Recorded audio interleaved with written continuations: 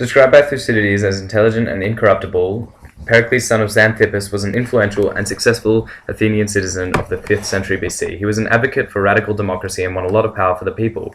Events in Pericles' life stem from his political life. We can tell that Pericles was both generous and wealthy by his funding of the play The Persians in 472.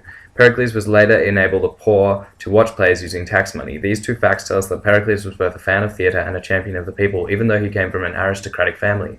In this podcast, I will focus on Pericles' political career, arguing he was a successful individual for himself, and he was successful for Athens mostly whilst he was alive, but his legacy failed to be successful.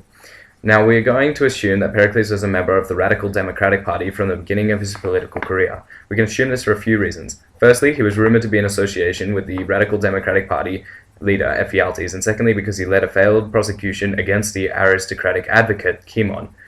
Pericles would later lead a joint campaign with Ephialtes to successfully ostracize Cimon in 461. Later that year, Pericles became the leader of the Radical Democrats after Ephialtes' assassination. From here, it is generally accepted by historians such as Donald Kagan that Pericles rose to a position of great influence and inevitably power within the ecclesia, eventually becoming strategos or general. This position of power in Athens is one of great influence. The strategoi was a council consisting of 10 strategos who held majority votes to decide things for Athens. Now, in this podcast, we like to assume that when I say Pericles did this, that, or the other, it was him choosing an action for Athens to take or introducing a policy that was then agreed upon by the strategoi. I will now give further evidence as to why I believe Athens was acting under Pericles' control during his lifetime. Thucydides, in Book 2, page 6510, writes, "It was in name state democratical, but in fact a government of the principal man." Thucydides viewed the Athenian government that Pericles resided in as similar to the American government is today. The people would choose their leader and then follow that citizen as their leader. Now, the power vested in the American president is probably thoroughly documented, but the power vested in Pericles was more of a power given to him in the general sense, and by that I mean he was unofficially in power, and this was via influence. We know that this was how Athens worked at the time, as it had how it had worked before Pericles. For instance, in 478, Themistocles, Athens had become anti-Spartan by erecting the famous long walls that the Spartans attested to. Not a generation after, Cimon was leading a pro-Spartan Athens who aided Sparta in quelling a Helot rebellion in 464. Now how do we explain such a backflip in the Athenian people's support from Themistocles' anti-Spartan policy to Cimon's pro-Spartan policy back to Pericles' anti-Spartan attitude? It's almost as if they're the friggin' Labour Party. I didn't say that. Anyway, I see the most logical answer as the most influential strategos of the time was unofficially the leader of Athens. As mentioned earlier, Pericles' initial political victory was Cimon's ostracism in 461. With the leader of the aristocratic party evicted, Pericles was able to advance radical democracy in Athens. Now we know this through the works such as Thucydides' The History of the Peloponnesian War, when he writes of a funeral oration given by Pericles in 431, which is long after democracy has fully established itself, so you'd think he'd know what he's talking about. Having read this speech myself, I noticed that Thucydides tends to drift between writing what Pericles said explicitly to describing the general idea of what he was saying. Nonetheless, it still allows us to gain some understanding of the type of democracy that Pericles was accredited for creating. Now, my theory is that Pericles created a democracy which was more than just a form of government. It was a political tool that he used to evict his rivals, namely Cimon, for a second time, and then further advance his own political power. Now, the principles of Pericles' ideal democracy revolved around the equality of citizenship and the citizens to participate in government. It is well known that in 451, Pericles introduced a new law restricting citizenship to people who had both parents being Athenian. This was to eliminate the threat of Cimon, who was due to return in Athens that year and did not have all Athenian heritage. However, Pericles still wanted the citizens to hold political power. To achieve this, he legislated and passed a number of policies making the following changes. First, positions of power would be held based on ability rather than wealth or class.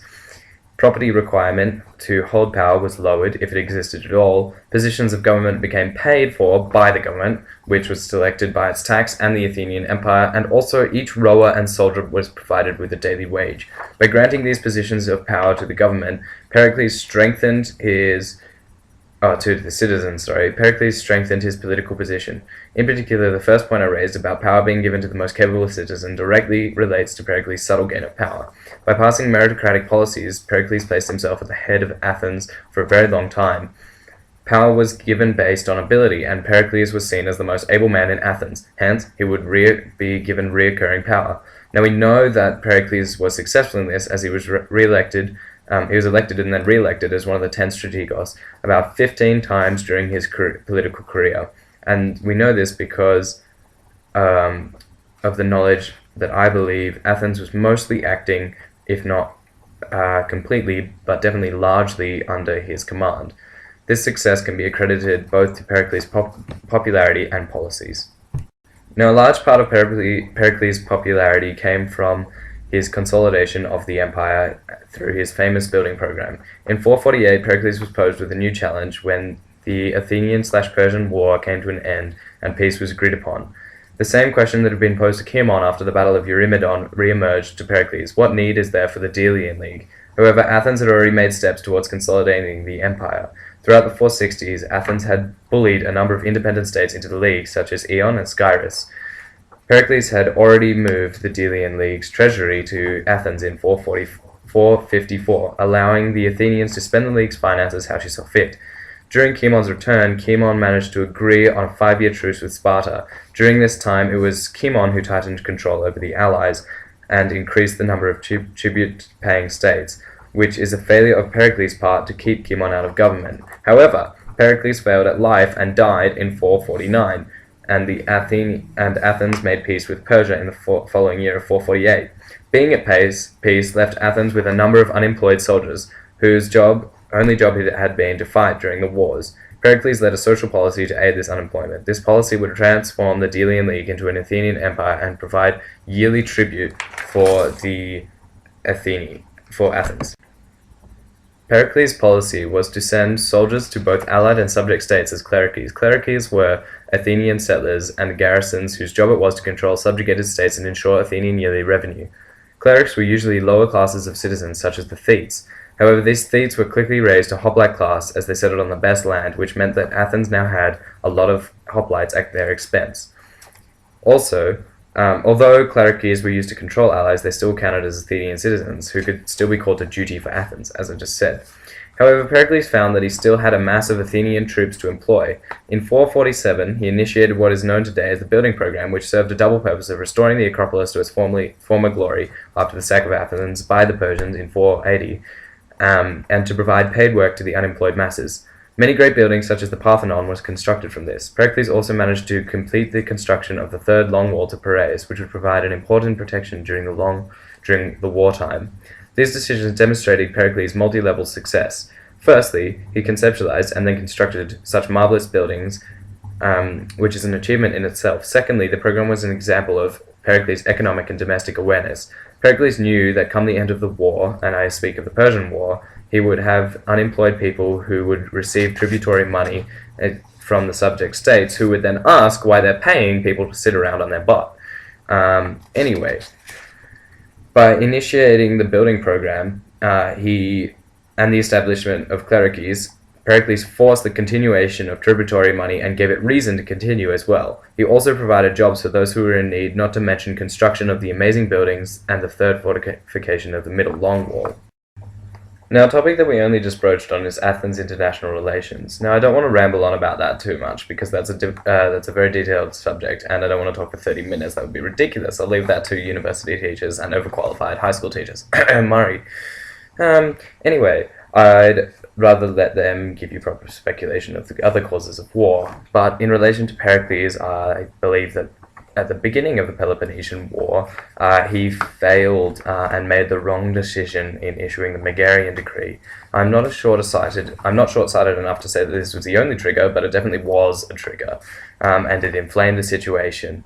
Anyway, the war began officially in 431 when Thebes attacked Plataea. and the leading Athenian strategy was not to confront Sparta and her allies face to face on land, rather to hide behind their walls and let Sparta and her allies invade Attica every year, and the Spartans would destroy their farms and things. Now, I believe that this is a valid tactic, but the only problem... firstly, I believe it is a valid tactic because the Attica has vast farmlands, and you can't destroy them all in one go, so they'd be able to rebuild the following year. But anyway, where I believe it fell down, and I'm agreeing with Professor Donald Kagan in this theory, is that Pericles and Athens did not retreat. Did not threaten Sparta back. They didn't march back into the Peloponnese and offer a threat. They just hoped for arbitration, or at least Pericles did. Anyway, his failure of this approach was immediate, at least for him, because after a year or so of hiding in the walls, this led to overcrowdation, this overcrowdation led to plague, and Pericles died in 429 of the plague. Now, in the following years of Pericles' death, Athenian democracy, at least in my eyes, it failed. Pericles, as discussed before, was leading the democracy, and without him it fell over. Now, I believe this for two reasons. Firstly, it took many reasons before the Athenians changed their tactics from retreating in their walls, and they lost the war anyway. Secondly, because for a decision made by the ecclesia got changed the very next day. Now, the first reason, I believe that Athenian democracy failed because even in a democracy, a leader is still required. Pericles was a strong leader who, upon making decisions, usually found himself with the full support of the people. There, of course, is an exception that in 430, Pericles was temporarily removed from his post as strategos, but after realizing that there was no one else for his qualities of leadership, he was re-elected as strategos prior to death. Now, what we see from this is that Pericles is the head of a very large, indecisive body. When he dies, this body fails to find a head and lead it successfully as Pericles did, putting aside his failures. Anyway, leaders following Pericles were often average people such as Lysicles, the sheep dealer, and Cleon, the leather merchant. But this body continues for many successive years to repeat its hiding tactic. In 427, it's also, I think it fails, because the ecclesia votes to kill their captives of Mytilene. But the very next day, which is the day that the captives are meant to die, the ecclesia changes its collective mind and says, no, we're not going to kill them. That's a failure in my eyes. Anyway, now, for these reasons, and I speak my entire presentation, I believe that Pericles was successful in creating a democratic state in which he could rule.